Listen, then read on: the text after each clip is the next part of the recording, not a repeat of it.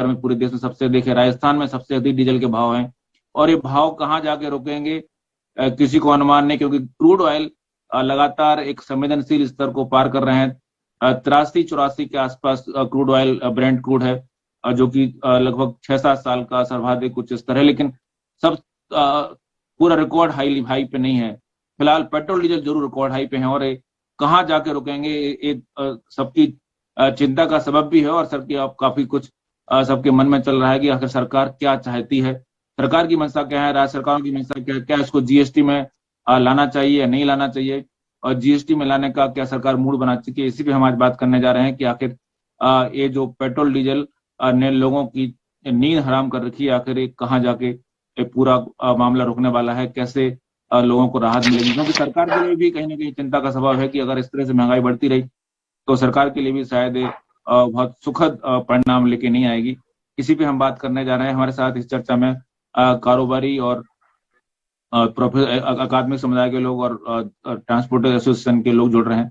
मैं आपको परिचय कराता हूँ। हमारे साथ हैं राजेंद्र सिंह भाटी जी, जो कि एडवोकेट हैं और साथ साथ राजस्थान पेट्रोलियम डीलर एसोसिएशन की स्टीयरिंग कमेटी के चेयरमैन हैं। पिछले दिनों आप लोगों ने काफी कुछ इस मुद्दे पर हड़ताल भी की है कि राजस्थान में वैट कम किया जाए। आप जयपुर से जुड़ रहे हैं। हमारे साथ हैं प्रोफेसर अमन अग्रवाल, जो कि इंडियन इंस्टीट्यूट ऑफ फाइनेंस में प्रोफेसर हैं, फाइनेंस के बड़े जानकार देश में। आप दिल्ली एनसीआर से जुड़ रहे हैं। हमारे साथ हैं नेहा गुप्ता जी, जो कि 40 वुमेन विंग की प्रेसिडेंट है, फेडरेशन ऑफ ट्रेडर्स जो राजस्थान का एसोसिएशन है, राजस्थान का एक अग्रणी एसोसिएशन है, उसकी वुमेन विंग की प्रेसिडेंट है। साथ साथ आप मंगलम ग्रुप की डायरेक्टर भी हैं। हमारे साथ हैं प्रदीप पारासर जी, जो कि राजस्थान की जो ट्रांसपोर्टर एसोसिएशन है उसके महासचिव हैं। आप भी जयपुर से जुड़ रहे हैं। आप सभी लोगों का बहुत बहुत स्वागत है इस चर्चा में। सबसे पहले मैं भाटी जी आपके पास आना चाहूंगा। आपका क्या अनुमान है सर, सरकार के जो आप लोगों की पेट्रोल डीजल की खपत है वो कितने स्तर पर अभी फिलहाल है? इसमें जो लगातार भाव बढ़ रहा है उससे आपकी मांग जो डीजल की है, पेट्रोल की है, उसकी मांग पर राज्य में कितना असर पड़ता है? बॉर्डर जिलों पर कितना असर पड़ता है? क्योंकि राजस्थान के जिलों में, राजस्थान के जो जिले हैं वो सबसे अधिक डीजल के मांग दाम वहीं पर है। थोड़ा संक्षेप में हमें बताएं सर भाटी जी। नमस्कार जन साहब, मैं अनुरोध करना चाहूंगा कि वर्तमान की जो परिप्रेक्ष्य में अपन देखा जाए, पिछले 3 साल की यदि अपन संतुलित बिक्री यदि अपन निकाले हैं तो सबसे यदि बिक्री गिरी है तो वो राजस्थान की गिरी है, वनस्पत हरियाणा, पंजाब, दिल्ली और मध्य प्रदेश, जिसमें अभी थोड़े टाइम अपने से पहले महंगा करने की बात की गई थी, तो सर्वाधिक यदि बिक्री गिरी है तो वो बिक्री गिरी है 5.7% पूरे राजस्थान की डीजल में। वो गिरने का सबसे बड़ा कारण यही है कि राजस्थान का वैट पूरे भारतवर्ष में सर्वाधिक है।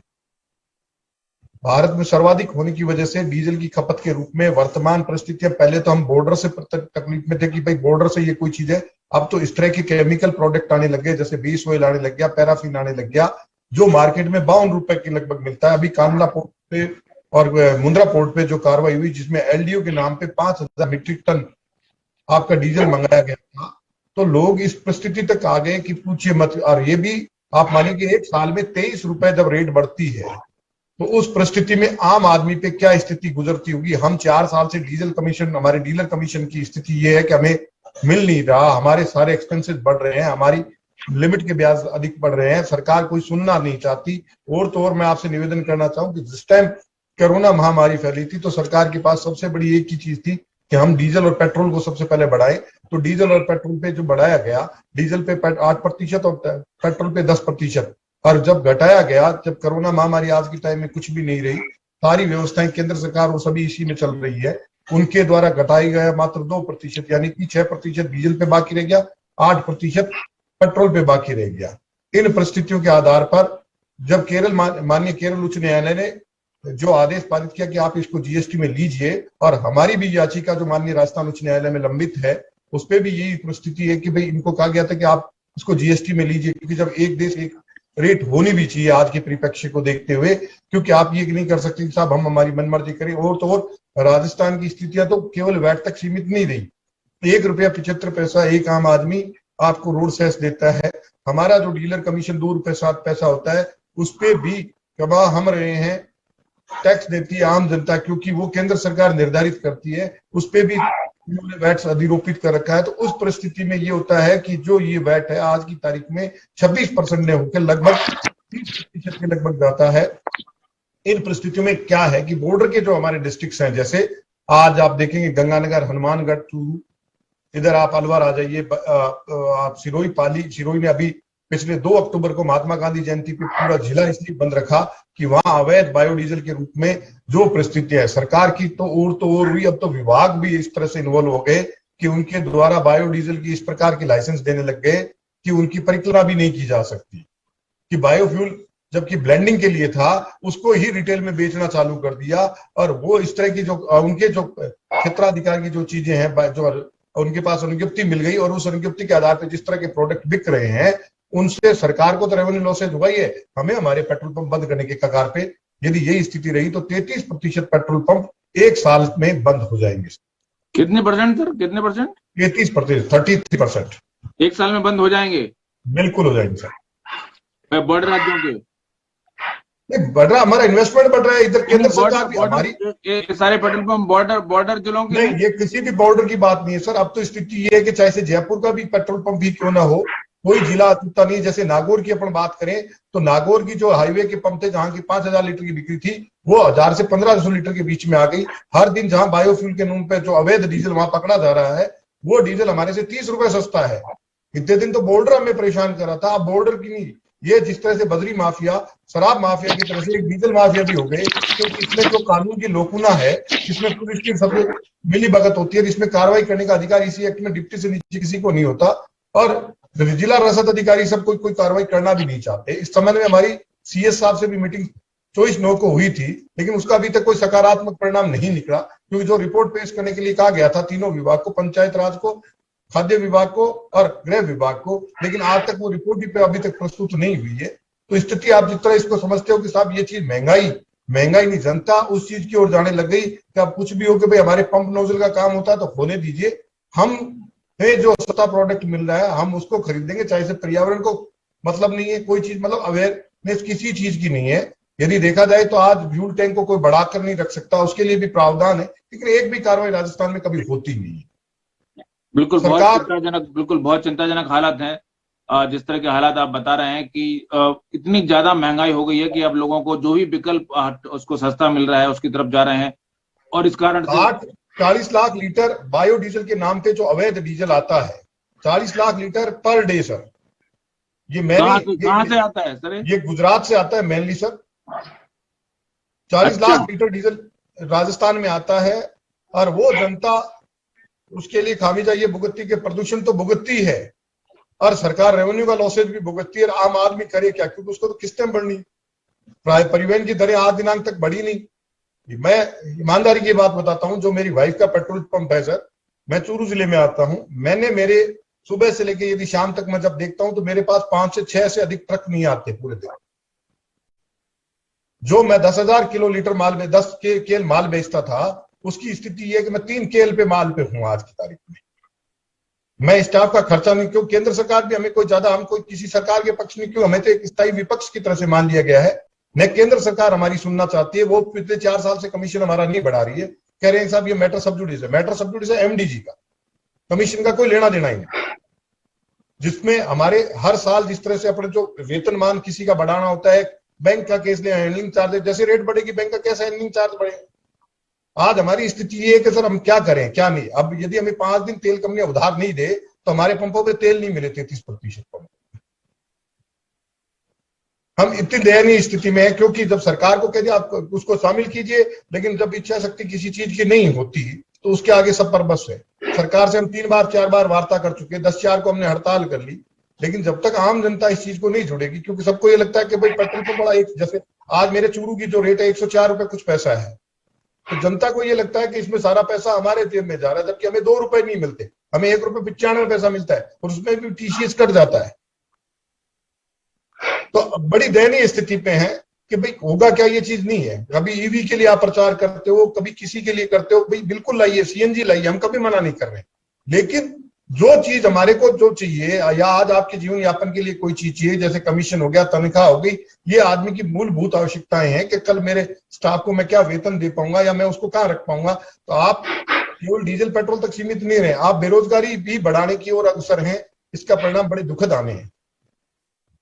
चलिए, बड़ी भीषण स्थिति का बयान किया है राजेंद्र सिंह भाटी जी ने। हमारे साथ प्रदीप परासर जी हैं। प्रदीप जी, आप सुन पा रहे हैं मुझे? बिल्कुल सर, आवाज आ रही है मेरी आपको? बिल्कुल आवाज आ रही है। प्रदीप जी, क्या किस तरह के हालात हैं ट्रांसपोर्ट इंडस्ट्री में, जो डीजल के भाव लगातार बढ़ रहे हैं? क्या आपको लगता है कि आप लोग जो भाव बढ़ने के साथ साथ अपनी लागत निकाल लेते हैं, या लागत मतलब अपनी जो भी बिलिंग है वो बढ़ा देते हैं? नहीं सर, पिछले 5 सालों में कोई बिलिंग के ऊपर जिस रेशियो में पेट्रोल की प्राइस बढ़ी, हम उस समय को अच्छा मानते हैं, जबकि आज के 10 साल पहले जब पेट्रोल डीजल के भाव 9 या 10 रुपए होते थे और हम लोग 2 रुपए 30 पैसे पर किलोमीटर में एम्बेसडर चलाया करते थे, उसमें हमारे ड्राइवर की तनख्वाह, ड्राइवर का घर खर्च प्लस गाड़ी मालिक का घर खर्च चल जाया करता था। आज हम उस गाड़ी को 10 रुपए किलोमीटर भी चला के ड्राइवर की तनख्वाह दे लेते हैं, तो हमें किस्त देने में बड़ा जोर आ रहा है। किस्त देते हैं तो ड्राइवर और घर के खर्चे चलाने की परेशानी आ रही है।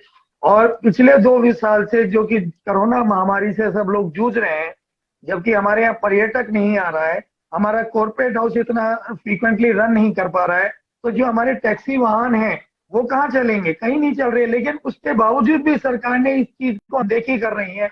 हमें दुख इस बात का होता है कि राज्य और केंद्र सरकार आपस में लड़ती रहती है। राज्य में अगर भारतीय जनता पार्टी और केंद्र में कांग्रेस है, तो इन दोनों की आपसी तानाशाही इतनी खतरनाक है कि ये लोग मूल मुद्दे को साइड में रख देते हैं। आज आप मुझे आपके चैनल के माध्यम से मैं जानना चाहूंगा कि जब इन लोगों ने सब चीजों में कटौती की, सब चीजों का वेट और सभी रेटों को बढ़ाया पेट्रोल डीजल पे, तो मैं क्या जानना चाहूंगा, इन्होंने क्या ब्यूरोक्रेट्स की नौकरी की तनख्वाह कम करी? क्या इन्होंने एमपी एमएलए की तनख्वाह कम करी या एमपी एमएलए के खर्चे कम किए?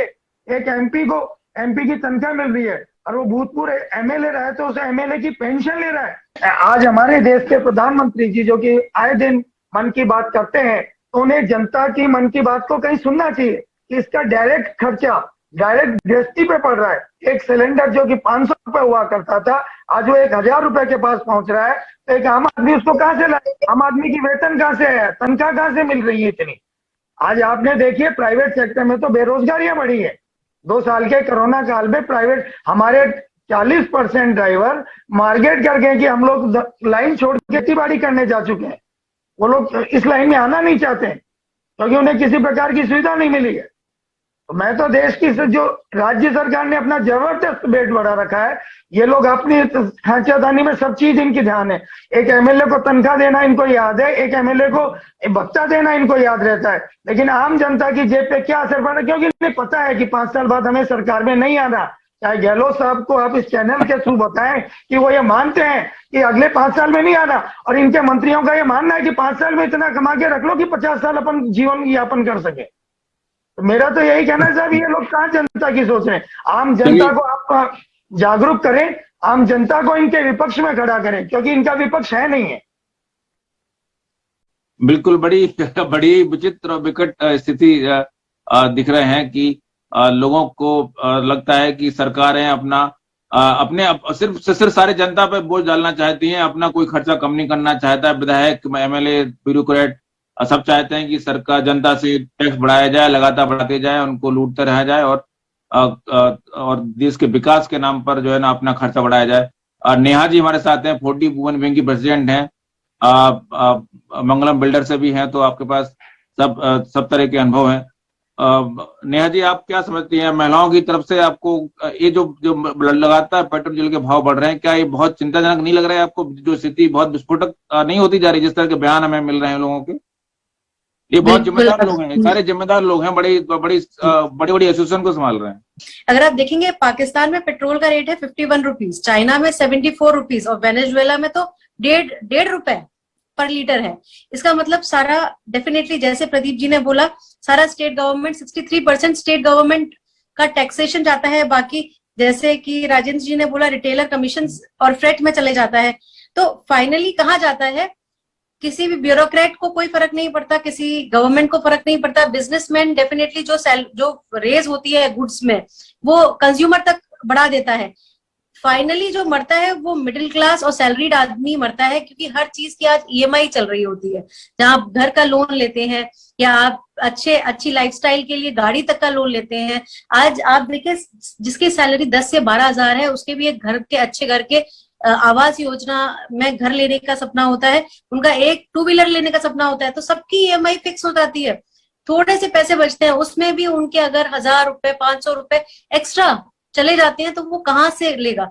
वो अपने दूध पानी इन सब के खर्चे ही, एसेंशियल आइटम्स को ही कम करेगा।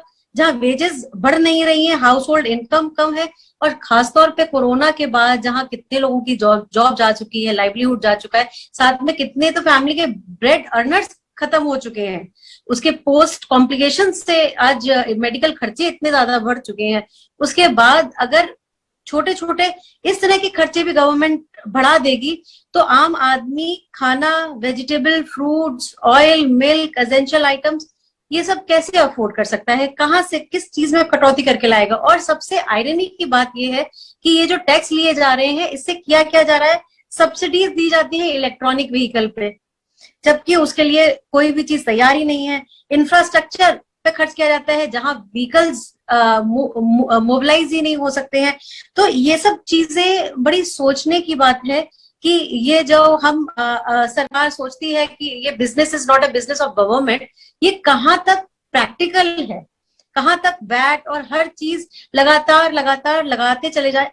ये सब करेक्शन एक्शंस अच्छे हैं, लेकिन ये कहाँ तक दम घोट रहे हैं एक मिडिल क्लास आदमी का, एक सैलरीड, एंड स्पेसिफिकली कोविड के बाद में। और मैंने आपको रेट बताई, इंडिया की स्पेन, जर्मनी, फ्रांस, इटली का सब जगह का टैक्सेशन इंडिया के टैक्सेशन से कम है। इंडिया में 69% सब मिला के लगाया जा रहा है टैक्स, जो कि मैक्सिमम कंट्रीज से हायर है, और अपनी जैसी इकोनॉमी में जहां ऑलरेडी इतना बंटा बैठा हुआ है।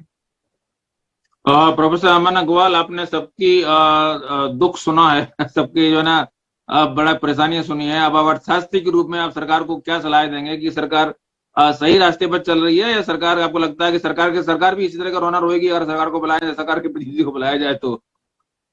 ये आप ठीक कह रहे हैं, बिल्कुल सरकार का भी रोना अपनी जगह ठीक लगता है। उसके पास कोई रोजगार का कोई साय नहीं नजर आ रहा है, रोजगार बहुत तेजी से बढ़ता हुआ या इंडस्ट्री में बहुत तेजी से कोई मूवमेंट नजर होती नहीं आ रही। ग्रोथ जरूर हो रही है, इम्पिटस भी ग्रोथ हुआ है, एनपीएस में भी फॉल हुआ है, और भी चीजों में काफी हद तक सरकार ने कोशिश की है इम्प्रूवमेंट करने की। पर जो उसको जिस तरीके से आय मिलनी चाहिए, जिस तरीके से ये देश हिंदुस्तान है और लोगों की इनकम रही है और जिस तरीके से ग्रोथ आई है, उस तरीके का इम्पिटस सरकार को अभी नहीं मिल पा रहा है, और पहले भी नहीं मिल पाया। अगर हम इनकम टैक्स को ही देखें तो काफी हद तक जो लोग इनकम जनरेट करते हैं वो उस दायरे में नहीं आ पाते हैं। डिमोनेटाइजेशन किया सरकार ने ये सोच के कि फॉर्मलाइजेशन हो सकता है इकोनॉमी का, काफी हद तक हुआ। कि जीएसटी लागू किया, उससे भी काफी हद तक फॉर्मलाइजेशन हुआ, बट फिर भी लोग जो है इनकम टैक्स के दायरे में अभी तक नहीं आ पाए हैं। चाहे वो डायरेक्ट टैक्सेस हो, इनडायरेक्ट टैक्सेस हो, चाहे बिजनेस टैक्सेस हो, काफी हद तक जो बिजनेसेस हैं, स्मॉल बिजनेसेस हैं। अब आप ट्रांसपोर्टर हैं, हमारे कलीग यहाँ पे, आप उनसे पूछेंगे तो कितने ट्रांसपोर्टर हैं जो एक्चुअली टैक्स भरते हैं और कितने नहीं भरते हैं, उनको सब पता है। अपनी एसोसिएशन में वो सब जानते हैं, वो कई बार कहते भी हैं, जो हेड होते हैं कहते भी हैं उनको करें, पर काफी सारे लोग नहीं आते हैं दायरे में, और इस वजह से जो रेवेन्यू लॉस होता है तो कहीं ना कहीं से तो उसकी भरपाई करनी ही होगी सरकार को। और अनफॉर्चुनेटली ये भरपाई फिर एक आम आदमी, आप और मैं, हर रोज दिनचर्या के खर्चे पे, चाहे वो डायरेक्ट टैक्सेस के द्वारा हो या इनडायरेक्ट टैक्सेस के द्वारा हो, वो देते हैं हम। जहां तक पेट्रोल डीजल की बात आप कर रहे थे, बिल्कुल ये दाम जायज नहीं है। सरकार को इस समय उतरना चाहिए, इसको उतारना भी चाहिए। हमने भारतीय वित्त संस्थान में शुरू में 1989 में सजेस्ट किया था ऑयल पूल अकाउंट, जो उस समय एनडी तिवारी साहब फाइनेंस मिनिस्टर थे, कांग्रेस की तरफ से थे, उन्होंने उसको इम्प्लीमेंट भी किया। और ऑयल पूल अकाउंट क्रिएट करने के बाद काफी पैसा उसमें बना, पैसा रखा भी गया। और जब अटल बिहारी वाजपेयी प्राइम मिनिस्टर बने, उन्होंने उस अकाउंट को यूज भी किया, क्योंकि अंतर्राष्ट्रीय मार्केट में बहुत तेज चढ़ाव आ रहा था। दोबारा फिर अकाउंट के अंदर पैसा अभी इकट्ठा हुआ है, क्योंकि तेल जो है पिछले साल काफी हद तक गिर गया था। अब ये दो चीजें समझनी जरूरी है इसके अंदर, लोगों को, सब आदमी को, इवन सरकार को। और क्या है इसमें, मेरे विचार में मंत्रियों को बेवकूफ बनाया भी जाता है, जो कंपनियां हैं ऑयल कंपनियों के द्वारा, और इवन मंत्रालय के बाबुओं के द्वारा। और वो इस तरीके से बनाया जाता है कि कांग्रेस ने ये लागू कर दिया कि मार्केट ड्रिवन ऑयल प्राइसिंग होनी चाहिए। मतलब क्या है कि जो मार्केट में आज का दिन का रेट है उसके हिसाब से ऑयल प्राइसिंग हमें करनी चाहिए। अरे भाई, आज आप तेल खरीदते हैं, जो कच्चा तेल खरीदते हैं, वो जाके 3 महीने बाद जो है एक आम आदमी के पेट्रोल टैंक में जाएगा, चाहे वो स्कूटर का हो, बाइक का हो, गाड़ी का हो। तो आज का रेट कैसे लग जाएगा उस पर जो 3 महीने बाद होगा या 3 महीने पहले खरीदा गया, तो उस समय का रेट होना चाहिए।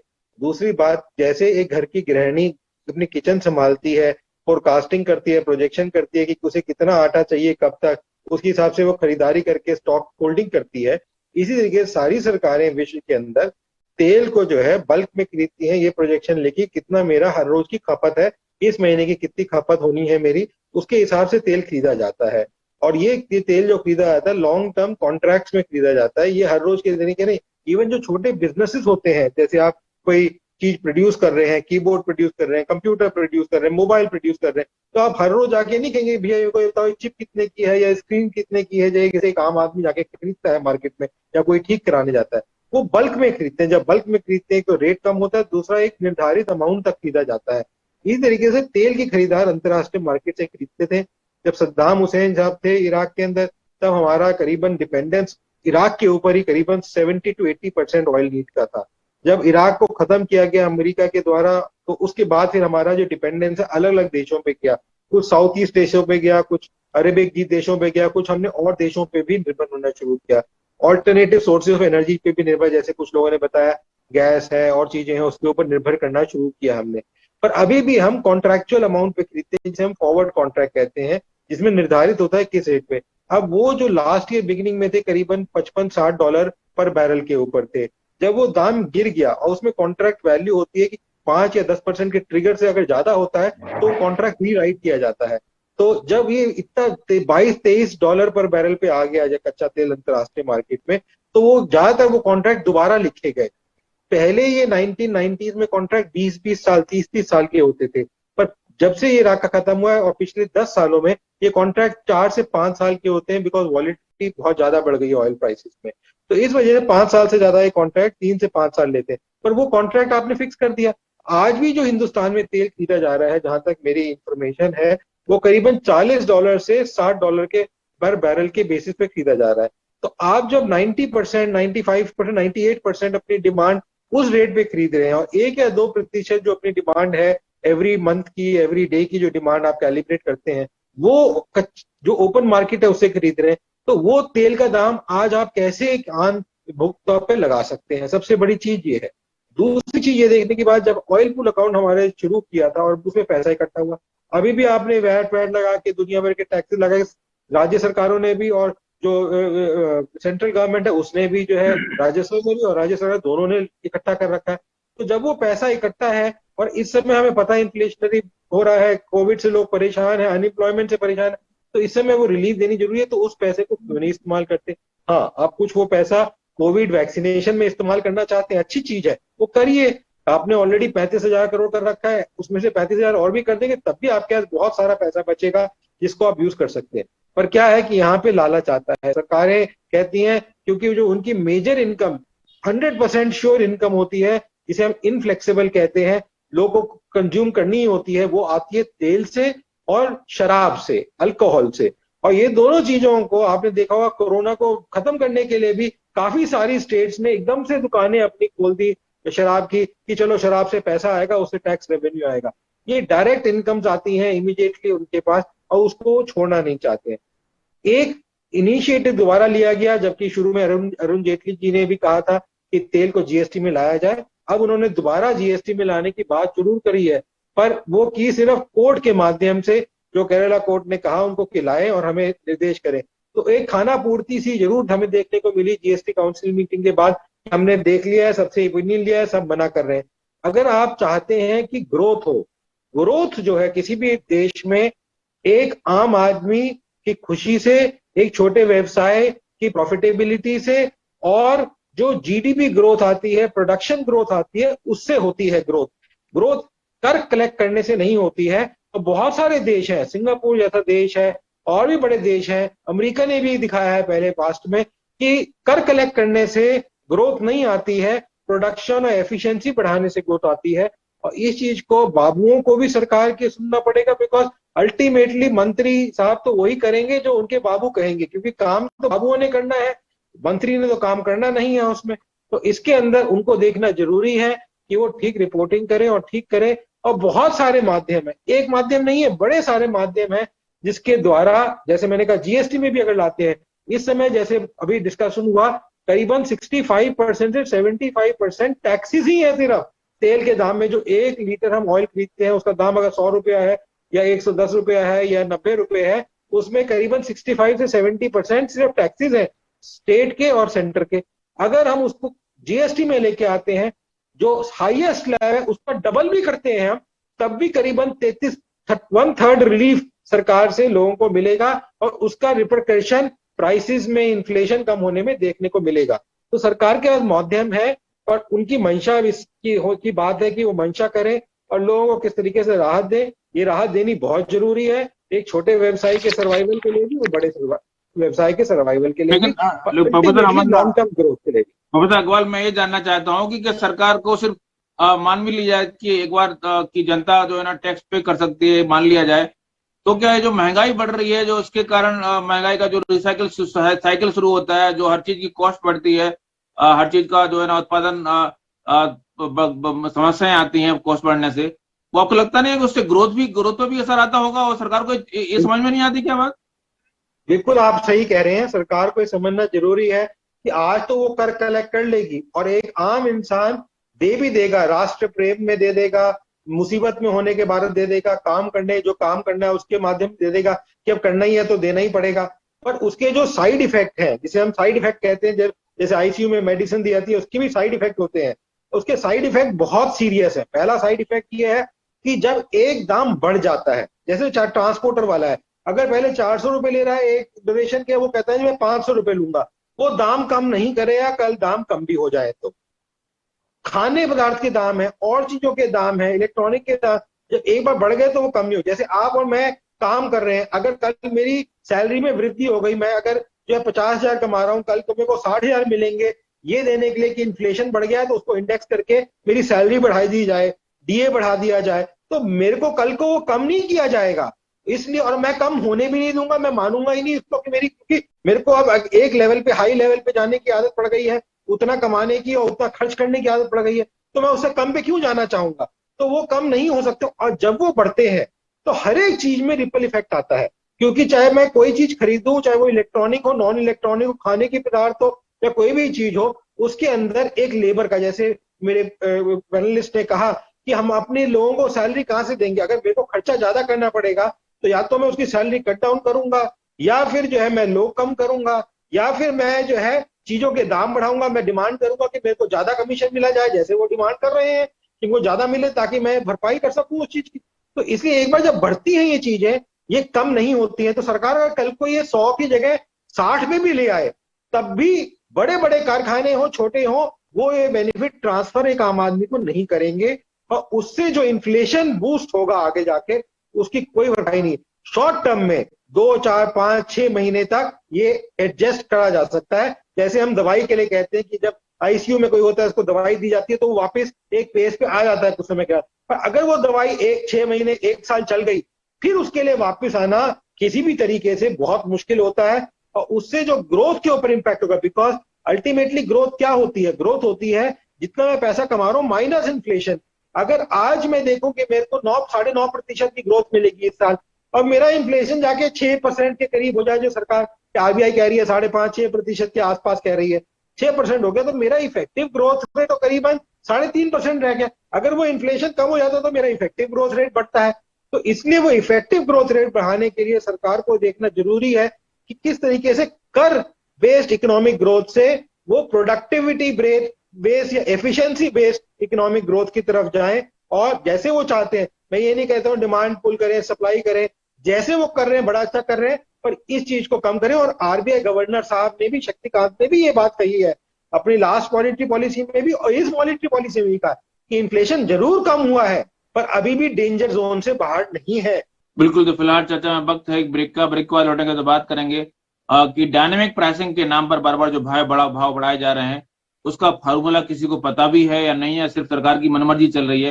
क्योंकि डायनेमिक प्राइसिंग के नाम पर लगातार भाव बढ़ा जाते हैं, लेकिन उसमें कहीं कोई पारदर्शिता अभी तक तो दिखाई नहीं दी है। हमारे पास जो पेट्रोल डीलर एसोसिएशन है और हमारे पास कई जानकार लोग हैं, उनसे पूछेंगे कि क्या किसी को डायनेमिक प्राइसिंग का फार्मूला पता है, और सरकार जो डायनेमिक प्राइसिंग करती है उसका मनमर्जी क्यों होती है? क्योंकि जब भाव बढ़ते हैं तेजी से बढ़ते हैं, कम किए जाते हैं तो बहुत बहुत कम किए जाते हैं। तो डायनेमिक प्राइसिंग का फार्मूला भी जो सरकार की ओर टिल्टेड है, उस पर बात करेंगे। कहीं मत जाइए, लौटते हैं छोटे से ब्रेक के बाद।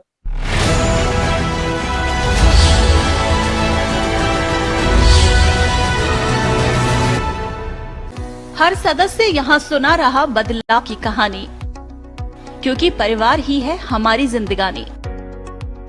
बदल गया है अपना परिवार, नया जैसा मिल रहा हर बार। हेल्थ के टिप्स हो, चाहे आज के इस पेंडेमिक दौर में पॉजिटिव एनर्जी की संचार की बात हो, परिवार का परिशिष्ट जो आ रहा है पत्रिका के साथ में, वो मेरे परिवार का एक अभिन्न हिस्सा बन गया है। आई congratulate Rajasthan Patrika for this wonderful effort. Thank you.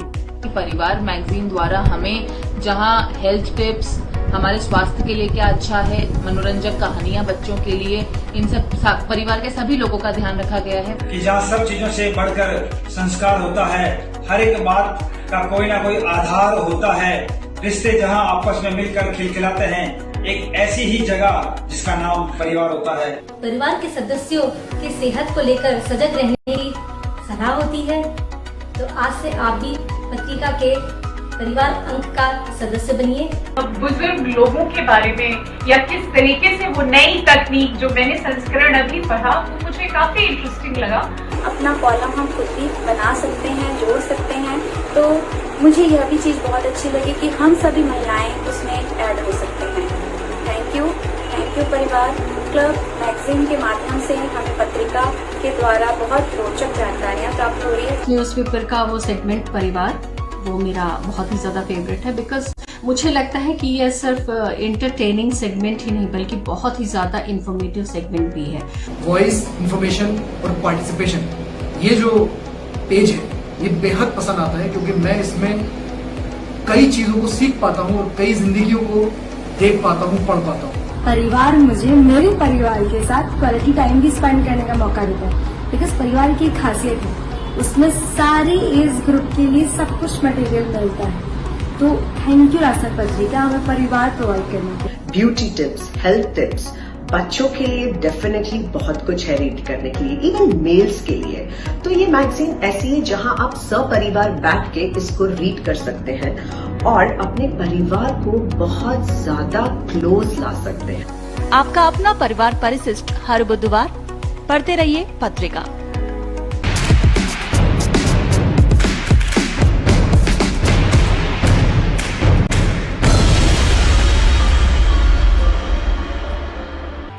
घरों के अंदर कोरोना वायरस हवा में 2 घंटे तक रहता है, इसीलिए घरों में क्रॉस वेंटिलेशन बेहद जरूरी है। आप बेशक सोशल डिस्टेंसिंग रखें, लेकिन अगर दफ्तर हवादार नहीं है तो संक्रमण का खतरा बहुत ज्यादा रहेगा, क्योंकि बंद जगहों पर वायरस ज्यादा देर तक रहता है। सांस के जरिए वो लोगों के शरीर में चला जाता है।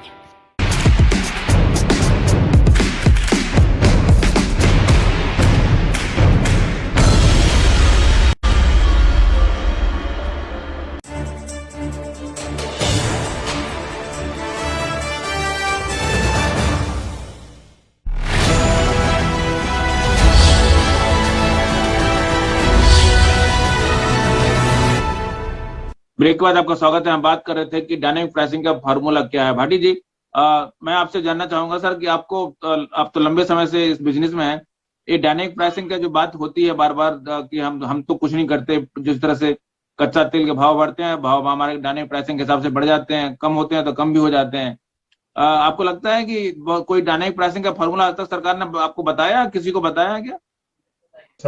सरकार आरटीआई में भी किसी पेट्रोल पंप की आप जैसे मूल्य निर्धारण करते हो, यदि मेरे पेट्रोल पंप का यदि मूल्य निर्धारण है, आप उसमें क्या क्या कंपोनेंट शामिल करते हो, यदि वो भी मांगते हैं तो उसके लिए भी धारा 8 का हवाला देते हुए मना कर देती है कि साहब हमारे बिजनेस है, इसलिए बिजनेस रिलेशन पे हमारे इफेक्ट पड़ता है, हम आपको वो भी नहीं देंगे। मैं आपको निवेदन कर दूं कि बेईमानियों की भी कोई हद होती है। तेल कंपनियां किस तरह से पैसा ठगती है। आपको पता होगा कि हमारे डीजल परिवहन की व्यवस्थाएं होती है, हम पेट्रोल पंप डीलर डिपो से जो माल परिवहन करते हैं उसका भी एक मूल्य निर्धारण होता है, जिसमें इंडियन ऑयल का किसी का ज्यादा होगा, भारत पेट्रोलियम का कम होगा, एचपीसीएल का कम होगा। व्यवस्थाएं देखिए कि इस देश की जनता आज तक उस चीज को नहीं समझ पाई कि इंडियन ऑयल यदि 1 लीटर को ट्रांसपोर्टेशन पे 1 केएल पे 2 रुपए 15 पैसा देती है, हिंदुस्तान पेट्रोलियम 1 रुपए 95 पैसा देता है, तो यानी जो 3 से 4 पैसा डीजल पे सस्ता किसी को मिलना चाहिए वो किसी को नहीं मिलेगा। क्यों नहीं मिलेगा? कि वो कंपनियों के सीधा प्रॉफिट में जाएगा, जिसकी वजह से इंडियन ऑयल 22,000 करोड़ रुपए का फायदा कमाती है, एचपीसीएल 10,000 करोड़ रुपए का फायदा कमाती है। लेकिन कोई भी, आप आज स्वतंत्र जैन साहब एक स्वतंत्र नागरिक है, यदि वो भी ये पूछना चाहे कि साहब मैं ये डीजल लेता हूं, इसमें क्या क्या चीज सम्मिलित है, कृपया मुझे ये बताएं। आज तक कोई भी सांसद को भी नहीं बताया गया। मैं दूर के आमजन की नहीं, सांसद यदि विधान लोकसभा में पूछे कि साहब ये मूल्य किस तरह से निर्धारण होता है, ये वो है कि ये किसी को मकड़ी का मकड़ी जाल है, किसी को कोई पता नहीं है। अब ये बताइए कि भाई आपने क्या गलती की? वो इंडियन ऑयल की रेट ज्यादा है और एचपीसीएल की कम है, तो वो मूल्य आम जनता को क्यों नहीं मिल रहा? आम जनता का हक है कि उसको मिले। ये तो बढ़िया होगा, ये कंपटीशन आयोग बीच में आ गया, तब इन्होंने कह दिया कि साहब आप एक जैसी रेट किसी भी जगह नहीं रखोगे। तो आप जयपुर में देखते हो किसी पेट्रोल पंप की 2 पैसे ज्यादा, किसी पैसे की 2 कम। नहीं, पहले तो ये था कि भाई सारा एक, यदि दिल्ली है तो उसका एक मूल्य होगा, या जयपुर है तो उसका एक मूल्य होगा। अरे भाई जनता जब है, जनता के लिए हो आप, तो आप उस चीज को बता क्यों नहीं रहे हो किसी चीज के लिए? भाई आज मेरा पेट्रोल पंप है, मेरा आपका राइट है कि 5 लीटर मेरे से आके आप मेजरमेंट मांग सकते हो। लेकिन आज भी हम जैसे डीलर है, तो डीलरों की बात बताऊंगा, क्योंकि मैं जिस समुदाय से आता हूं मैं उसकी बात बताना चाहूंगा। आपको तेल मापने का अधिकार है, हमें नहीं है। हमारी टैंकलोरी में डिपो ने कितना तेल डाला, किसी को कोई हक नहीं। आए दिन इस चीज के लिए होता है। आप देखिए इथेनॉल मिला रही है। मैं आपको उदाहरण बताऊं, बदमाशियों के हद तक देखिए, क्योंकि जब प्रोफेसर साहब राज हैं ये भी इस चीज को देख रहे हैं। आपको पता है 7% बायोडीजल पेट्रोल डीजल में मिलाया जाता है। वो किस रेट पे आता है, किस पे जा रहा है? मैं दूसरी चीज की बात, टैक्सेशन की तो मैं बाद में बात करूंगा। 7% आप उसको मिला रहे हो, उसको वो किस दर पे खरीद रहे हो? आप माल बेच रहे हो डीजल के रेट पे, खरीद रहे हो बायोडीजल की रेट पे, पैसा किसके पास है? अब मैं बात बताता हूं इथेनॉल, जिसके लिए सबसे ज्यादा हल्ला चलता है। गवर्नमेंट कहती है साहब इथेनॉल इथेनॉल इथेनॉल, हमने इतना कर दिया। अरे साहब आप 10% इथेनॉल मिला रहे हो, किस दर पे खरीद रहे हो? ग्राहक को आपने क्या पास किया? ग्राहक को आप एक चीज पास नहीं करना चाहते। मतलब आप इस पे वो जिस तरह से एरोगेंट की टाइप के जैसे अपने व्यवहार की बात करें कि किसी को कोई कुछ नहीं है, हमारा पैसा आ जाना चाहिए। सुबह बिल बना, राजस्थान गवर्नमेंट के खाते में पैसा तैयार, राजस्थान गवर्नमेंट खुश। इधर जैसे बिल जैसे चला, आपके सेंट्रल गवर्नमेंट को जितना पैसा मिलना चाहिए तब मिल गया। अरे साहब हर चीज कृषि सेस लगाना, वो भी डीजल पेट्रोल पे। अरे साहब किस चीज का कृषि सेस आप हमारे पे लगा रहे हो? आम आदमी जो कृषक है वो तो कृषक सेस लगाएंगे, आपको कोई बात नहीं। आप रोड सेस किससे वसूल कर रहे हो? जो काश्तकार बेचारा कभी सड़क किसी टोल प्लाजा पे नहीं चला, आप उससे भी कह रहे हो नहीं साहब आप 1 रुपए 75 पैसा तो आप रोड सेस दीजिए मुझे। मैं तो किस देश में रहता हूं मैं परिकल्पना नहीं कर सकता, क्योंकि अब किसी के कहें, क्योंकि बिल्ली के गले में घंटा कोई बांध ही नहीं सकता। हमारे लिए तो दोनों विरोधी है। कोर्ट जो है आज की तारीख में हमारे कितने मुद्दे कोर्ट में चल रहे हैं, कोर्ट सुनना ही नहीं चाहते। कोर्ट के लिए वो राइट ही नहीं। मैं जीएसटी के लिए कोर्ट गया हुआ हूं, मैं बायोडीजल की नीति के लिए कोर्ट गया हुआ हूं, मैं डीलर कमीशन के लिए कोर्ट गया हुआ हूं, मूल्य की ट्रांसपेरेंसी के लिए मैं कोर्ट गया हुआ हूं। हालात ये मूल्य को उपलब्ध नहीं कराता। मेरी सीआईसी में कितनी अपीलें लंबित पड़ी होगी कि साहब आप मुझे मेरे पंप का मूल्य बता दीजिए, दूसरे की बात ही नहीं कर रहा। तो किससे क्या उम्मीद करें? कोई नहीं देना चाहता। ये तो वो है कि अलादीन का चिराग है, जिसके हाथ लग गया वो रगड़ेगा और जिन पैदा प्रकट होगा। आइए साहब मतलब पिटता कौन है ये देखिए। जैसे ट्रांसपोर्ट इंडस्ट्री हो या हम हो या आम आदमी हो, ये किसी को कोई पता नहीं है साहब। अपन एक दूसरे से इस तरह की स्थिति पे है कि अपन किसी को कुछ कह भी नहीं सकते। डीलर हूं सर, जिस टाइम 16 रुपए 87 पैसे रेट थी उस टाइम से मैंने डीजल बेचना चालू किया था। आज मैं मेरा पेट्रोल पंप पे 104 रुपए में बेचता हूं। वही मेरी हालत है, वही चीज मेरी है। आज कोई भी यदि किसी का चंदा भी मांगने के लिए आएगा तो हम उस टाइम पेट्रोल पंप वाले लगेंगे साहब हम पेट्रोल पंप वाले हैं, हर दिन क्या होता है लास्ट में, साहब रोजगार बढ़ाने के लिए पेट्रोल पंपों की संख्या बढ़ा दीजिए। बिल्कुल बढ़ा दीजिए साहब, हमने कब मना किया। आप सीएनजी को देखिए, सीएनजी पे 1 रुपया 60 पैसा देते, सारा खर्चा वो देती है। इवन देन सेल्समैन का खर्चा, बिजली का खर्चा वो देती है। लेकिन क्यों कि वो चीज अलग है। डीजल पे आप किसी को पूछ लो, क्या स्थिति किसी को कोई पता, कोई मूल्य नहीं है, कोई कुछ नहीं है, सब मर्ग मरीचिकाएं हैं साहब। जिस तरह से इनको लगता है पानी। आप लोग अभी इस जो लगातार तेल कंपनियां मान लें या सरकार मान लें जो आप पे अत्याचार कर रही है, जिसका आप लगातार बयान कर रहे हैं, उसके खिलाफ आप लोग हड़ताल जैसा कदम उठाने की भी सोच रहे हैं क्या राज्य स्तर पर या प्रदेश? राज्य स्तर पर हमारी हड़ताल, हम ये चाहेंगे कि देखिए हमारे लिए तो सारी चीजें स्थिति एक है। सर्वाधिक हम वैट से इसलिए मारे गए कि राज्य सरकार होती है, उसका हमारा विरोध होना स्वाभाविक है। कारण क्या होती है, केंद्र के पास ये बहाना होता है कि साहब हमने जो रेटें बढ़ाई वो पूरी राष्ट्र में बढ़ाई है। उनके पास एक सीधा सा ये होता है कि साहब ये पंजाब में बढ़ी है, हरियाणा में भी बढ़ी है, और में भी बढ़ी है। स्टेट बढ़ाती है, वो बाहर हमारे पे आता है।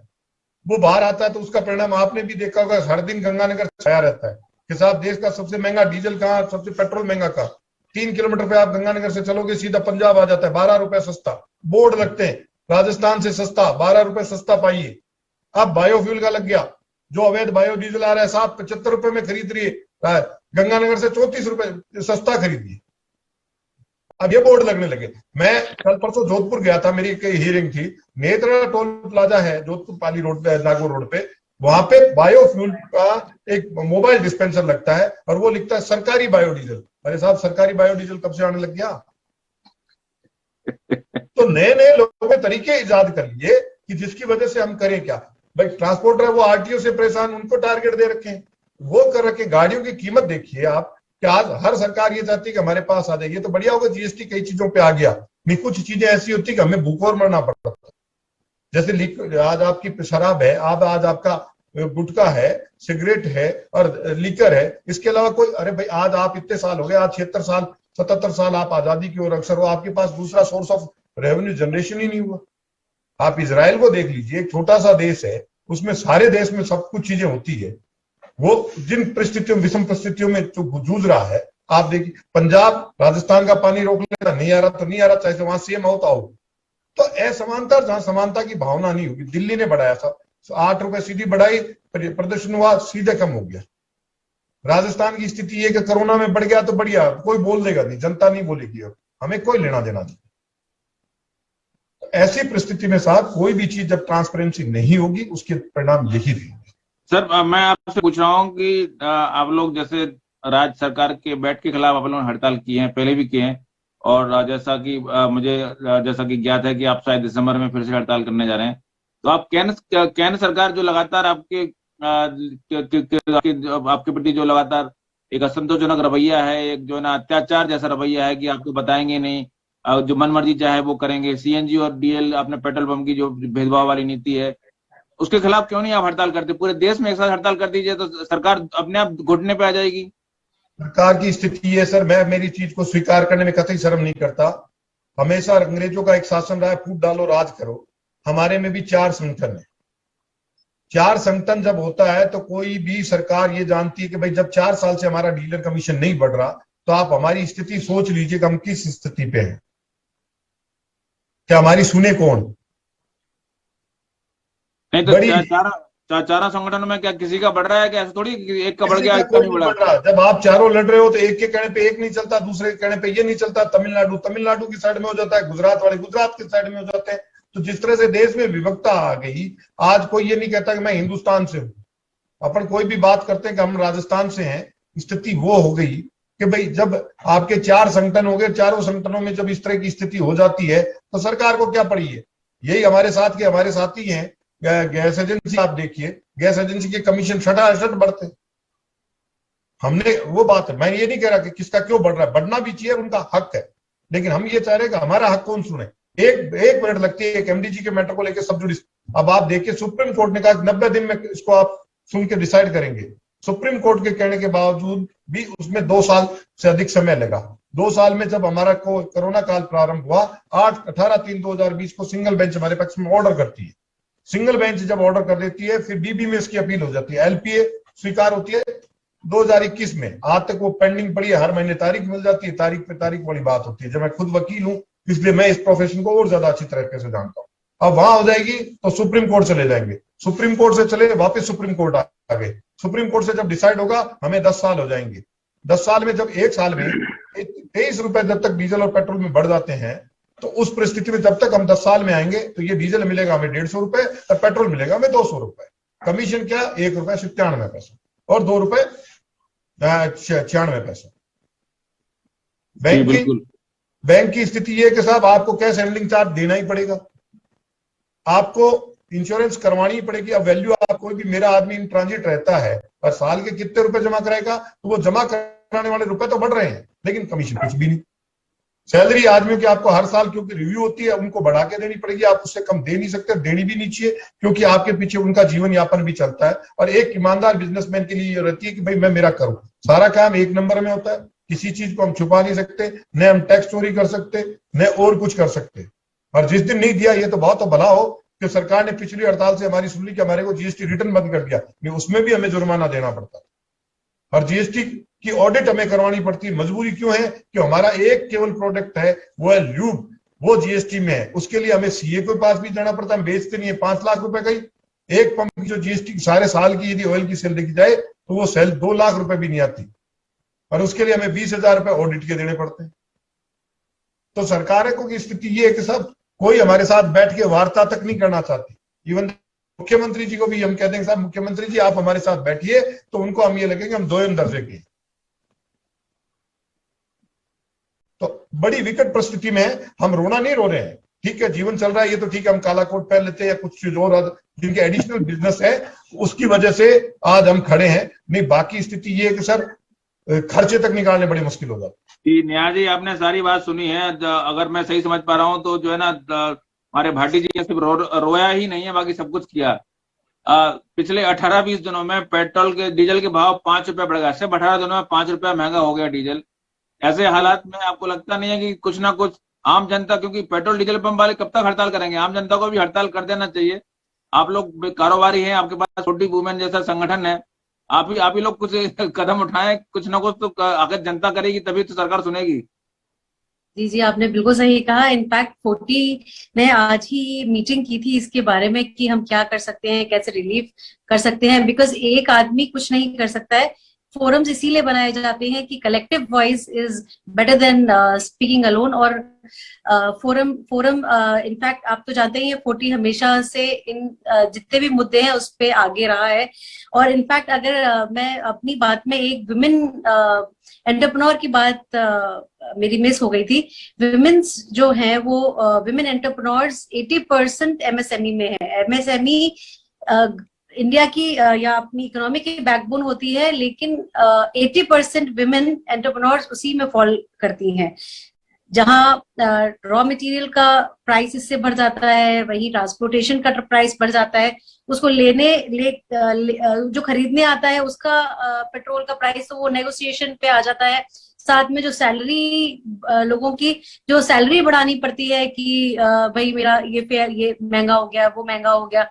और उसके ऊपर से जहाँ ऑनलाइन क्लासेस चल रही हैं, बच्चे नहीं है, कमाई नहीं है, वहां जो विमेन्स है जो छोटा छोटा रीसेलिंग, सेलिंग्स, बुटीक्स, पार्लर्स, आपने देखे होंगे ये सब जो उनके एक्सपेंशन प्लान्स थे वो तो जीरो हो ही गए हैं, लेकिन साथ में उनका जो मोरल और मोटिवेशन भी है वो भी बहुत कम हुआ है। इस जो इंडिया की पैट्रियार्कल सोसाइटी है, हम इस बात जो प्रैक्टिकल होके देखेंगे तो विमेन के लिए हमेशा फैमिली फर्स्ट आती है, सेकंड उसका एंटरप्रेन्योरशिप स्किल्स आती है या उसकी इच्छाएं आती हैं। तो वहां भी कहीं ना कहीं कोरोना ने भी इफेक्ट किया है, वर्क फ्रॉम होम और ऑनलाइन क्लासेस ने भी किया है। तो ये भी जो गवर्नमेंट की जो पॉलिसीज हैं इसने भी काफी विमेन एंटरप्रेन्योर्स को डिमोटिवेट किया है। बट हाँ, 40 की तरफ से भी हम लोग हर समस्या को लेके आगे हैं, तो इस समस्या को भी लेके हम जरूर से ही सामने आएंगे। आप लोगों ने बताया कि कुछ आप लोगों ने मीटिंग की, क्या फैसला क्या हुआ आज? मतलब कब तक आप लोगों के फैसले का कोई आप लोग सड़क पे उतरने वाले हैं, ऐसा कुछ करने वाले हैं क्या? आपको भी पता है कि अभी जो कर जो लगा था टैक्स लगा था, वेबसाइट टैक्स, उस पे भी काफी जोर शोर से 40 आगे आया था, तो इस पे भी कहीं ना कहीं बैठक हो रही है। लेट्स सी किस तरीके से मूवमेंट आगे बढ़ता है। जी पारासर जी, आप लोग कुछ हड़ताल करने वाले हैं? क्योंकि स्थितियां बिल्कुल अब सर जिसको कहते हैं कि सर के ऊपर से निकल रहा है पानी। मतलब 18 दिन में 5 रुपए डीजल के भाव बढ़ जाना, ऐसा कभी हुआ नहीं। मेरी जानकारी में, मेरे पत्रकारिता के इतिहास में ऐसा कभी नहीं हुआ कि 18 दिन में 5 रुपए महंगे डीजल हो जाए। 4 रुपए 91 पैसे महंगा हुआ पिछले 18 दिनों में। सर हमने काफी बार कोशिश की हड़ताल के लिए, और हमें बीच में मुख्यमंत्री जी से तो आज तक मुलाकात नहीं हो पाई और नहीं मिलने दिया जाता है। बीच में प्रताप सिंह जी आके सबको झोलम झोल कर जाते हैं, किसी को आश्वासन दे दिया, किसी को, क्योंकि आजकल आप देख रहे होंगे, आप पत्रिका से हैं कि जितनी भी वक्ता होती है या जहां भी समझौता आना होता है तो ले दे के मुख्यमंत्री महोदय के पास एक ही शख्स है, उसका नाम प्रताप सिंह खाचरियावास है। वो सबको पीटे छींटे देके, ठंडे पानी के देके, राजनीति करके वो कैसे जैसे जोड़ तोड़ बिठा देते हैं। अभी आपने अगर बीच में हम लोगों ने एक आह्वान करने की कोशिश किया था और उस दिन इन्होंने अचानक हमें बोला कि आप हमारे बंगले पे आके हमसे बात कीजिए। उन्होंने हमारी गाड़ियां बंद करा के उनका चालान करवाया अपना, क्योंकि हम जब हड़ताल करने का अधिकार भी आम जनता के पास नहीं है सर। हड़ताल करने के लिए आपको किसी संगठन को पहले परमिशन लेनी होती है। अगर आप परमिशन नहीं लेते हैं तो उससे पहले आपके पास सीआईडी के कॉल आ जाते हैं, रात को आपको उठाने की धमकी दी जाती है। प्रशासन उसमें भी इतनी दादागिरी करता है। समझे कि जनता की आवाज जो महात्मा जी के जमाने वाली बात है, आपको कि जो स्टेज सर्किल पे धरना प्रदर्शन था उसको वो बीपीसीएल के पीछे लेके गोदाम पे खड़ा दिया, जहाँ किसी आम जनता दिखे नहीं। जो पहले किसी जमाने में बड़ी चौपड़ और छोटी चौपड़ पे लोग बैठा करते थे, वो जगह इन्होंने कर दी है। तो आप कहाँ जाएंगे?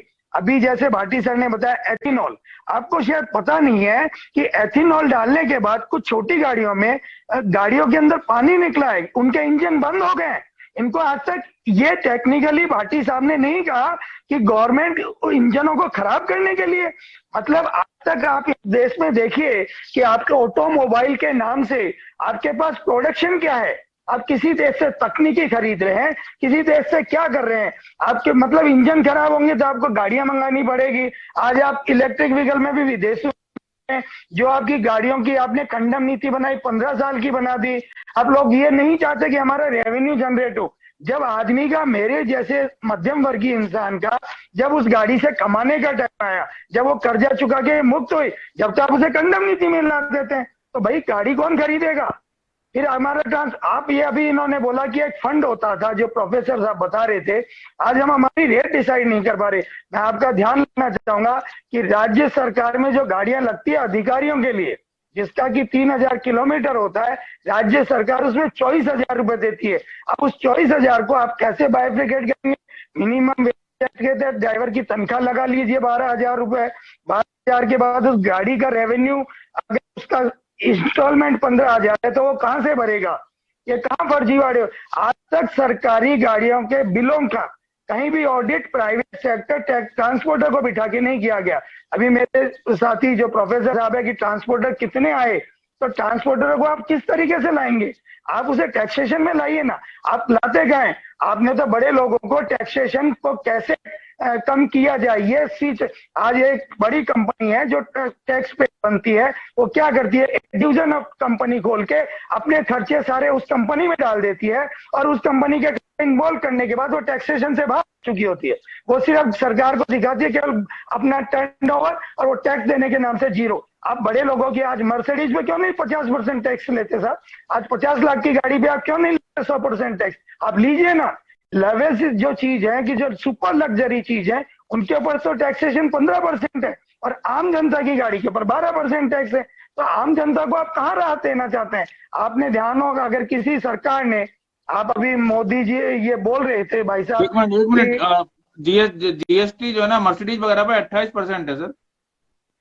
28% सब जीएसटी में। आप हमारी गाड़ी पे भी इतना ही है, ये नहीं कह रहा। आज अगर हमारी इनोवा की आप देखेंगे, इनोवा क्रिस्टा जो गाड़ी है उसकी फैक्ट्री कॉस्ट है 11 लाख रुपए और उसमें 6 लाख जो हमें 16-17 लाख में मिलती है, तो 7 लाख रुपए आप टैक्स ले रहे हैं सर। उस दुर्भाग्य कीजिए। मैं आपको एक चीज और बताना चाहूंगा, जब मैं रोड टैक्स देने जाऊंगा तो मुझे 17 लाख का रोड टैक्स देना है। जो 7 लाख जीएसटी भरा उसमें भी मुझे रोड टैक्स देना पड़ेगा। अब आप बताएं कस्टमर को क्या बेनिफिट, मध्यम वर्ग को कहाँ बेनिफिट हुआ। आज मैं मेरी रेट तय नहीं कर पा रहा, क्योंकि आज मैंने अगर किसी टूरिस्ट को दिसंबर के लिए रेट दे दी और दिसंबर में 5 रुपए बढ़ गया, तो मेरा तो बिजनेस लॉस में ही आएगा ना सर। मैं कहाँ से उस चीज को रिकवर कर पाऊंगा। मैं ये तो है नहीं कि किलोमीटर बढ़ जाएंगे, ये तो है नहीं कि टूरिस्ट का डेस्टिनेशन चेंज हो जाएगा, उसको तो वही चीज देनी पड़ेगी। आज मैं आपका ध्यान लाना चाहता हूं कि हम लोग, बहुत पुरानी हमारी सभ्यता है, सब कुछ है, लेकिन हम वर्ल्ड में टूरिज्म में कितना % हिस्सा लेते हैं। उसका कारण इस देश की नीतियां। आपके बाद में मलेशिया, आपके बाद में सिंगापुर डेवलप हुआ, जहाँ की वर्ल्ड का 30% टूरिस्ट पहुंच रहा है, जो कि हमसे कहीं बहुत ज्यादा है। और हम उस इकोनॉमी, आज तक हमारे उद्योग का दर्जा नहीं मिला टूरिज्म को, कि राजस्थान में टूरिज्म को दर्जा देके इनको कम से कम के रेट के ऊपर तो छूट दिला सके। तो कई चीजें ऐसी रही। हड़ताल की बात तो सर, जब तक ये मंत्रिमंडल राज रहेगा, आप कितने आज वो हमारे प्रोफेसर साहब को जितनी नॉलेज है उतनी मुझे नहीं है, लेकिन आप मंत्रियों से उम्मीद करते हैं कि इन मंत्रियों को नॉलेज होगी। ये तो खुद इस देश के लिए एक अभिशाप है हमारे लिए कि हमारा पढ़ा लिखा वोटिंग नहीं करता। हम बाद में बात करेंगे। प्रोफेसर अमन, आपके पास काफी अंदर की जानकारियां रहती हैं, आपको पता है डायनेमिक प्राइसिंग का फॉर्मूला क्या है? देखिए जी, जो डायनेमिक प्राइसिंग का फॉर्मूला था, जब ये लागू की गई थी तब बताया जरूर गया था और किताब में लिखा हुआ है, पर जैसे आप लोग देख रहे हैं कि जब तेल के दाम बढ़ते हैं तब तो बढ़ा दिए जाते हैं, जब घटते हैं तब घटाए नहीं जाते हैं। तो इसीलिए ये प्राइसिंग को भी क्वेश्चन किया जा रहा है। और बिल्कुल ठीक कहा गया है कि जो ऑयल कंपनियां हैं वो काफी हद तक मुनाफा कमा के डिविडेंड सरकार को दे रही हैं, तो प्रॉफिट इतना कैसे ज्यादा कमा पा रही है, जहाँ रिसेशन चल रहा है, ऑयल के दाम भी, ऑयल बिक नहीं रहा है, फिर भी वो प्रॉफिट कमाई जा रही है। वो इसीलिए प्रॉफिट कमा रही है क्योंकि जो उन्होंने ये तेल के दाम बढ़ाने का मुहिम निकाल रखा है और मंत्री को भी और मंत्रालय को भी बेवकूफ बना के उनसे नीतियां बनवा लेते हैं कि एक आम आदमी के ऊपर भार पड़ता रहे ये, तो वो चीज हमें देखने को साफ तरीके से नजर आ रही है। ना एक आम आदमी बेवकूफ है, ना जो बिजनेस कर रहा है वो बेवकूफ है, और ना सरकार का ऑफिसर बेवकूफ है। पर अगर हम वो महात्मा गांधी जी के उल्लुओं की तरह, बिंदरों की तरह बैठे रहेंगे आंखें बंद करके और कान बंद करके और मुंह बंद करके, तो भारत का भविष्य अच्छा नहीं होगा। और सरकार कितनी भी कोशिश करती रहे, सरकार की नीतियां कितनी भी हो, अगर एक आम आदमी, एक आम उपभोक्ता खुश नहीं होगा तो आगे प्रॉस्पेरिटी हमें देखने को नहीं मिलेगी। मैं ये नहीं कह रहा हूं कि करप्शन करें, टैक्स ना दें, टैक्स की चोरी करें या उस टाइप के काम करके ही भारत को आगे बढ़ाया जाए, जिसकी वजह से डिमोनेटाइजेशन करना पड़ा या और काम करने पड़े। वैसे काम नहीं करने चाहिए, पर ये भी सरकार को देखना जरूरी है कि किस तरीके से एक आम आदमी को और एक आम उपभोक्ता को राहत पहुंचाई दे। बिल्कुल, तो काफी कुछ चीजें हमने देखा कि बहुत अधिक कॉम्प्लिकेशन है, और कॉम्प्लिकेशन के साथ काफी कुछ भ्रष्टाचार की जैसी चीजें भी लगातार इस पेट्रोल पंप डीलर एसोसिएशन माफ करिए, जो इनके नेटवर्क है सप्लाई का, उसमें काफी कुछ दिक्कतें हैं। सप्लाई से लेकर जो इनके पेट्रोल पंप डीलर के साथ उनके जो संबंध है उसमें भी काफी जटिलताएं हैं। और अगर इस तरह की चीजें रही तो निश्चित रूप से अगर पेट्रोल डीजल के भाव बढ़ते रहे तो वो भी एक सरकार के लिए नासूर जैसी स्थिति बन सकती है। और सरकार उम्मीद करना चाहिए कि जैसा कि प्रोफेसर अमन कह रहे हैं कि सरकार इस समय सोच रही है, उम्मीद करना चाहिए कि सोच रही है और उसकी प्रायोरिटी में है, और उम्मीद करना चाहिए कि आगे अगले दिनों में हम कुछ ना कुछ पेट्रोल डीजल के भाव कम होते देखें, जीएसटी में आने के बहाने हो या किसी और तरीके से हो। नहीं तो स्थितियां काफी विकट हो रही हैं, और विकट और कितनी विकट होंगी ये आगे वाले दिन ही बताएगा। आप सभी लोग इस चर्चा में जुड़े बहुत बहुत धन्यवाद। नमस्कार, आप देखते रहिए बतकड़ी। नमस्कार।